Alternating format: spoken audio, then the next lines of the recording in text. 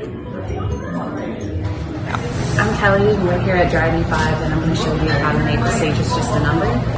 We're going to start with 1.5 ounces of vodka,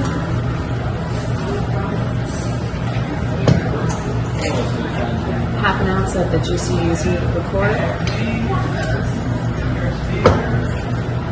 1 ounce of parsley vanilla sage simple syrup,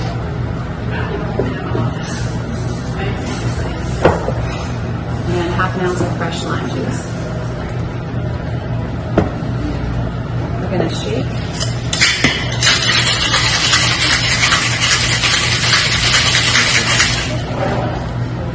And strain over a 2-inch cube in a rocks glass.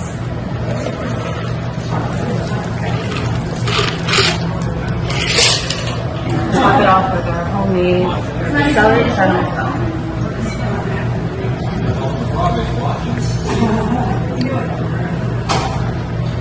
And that is the sage is just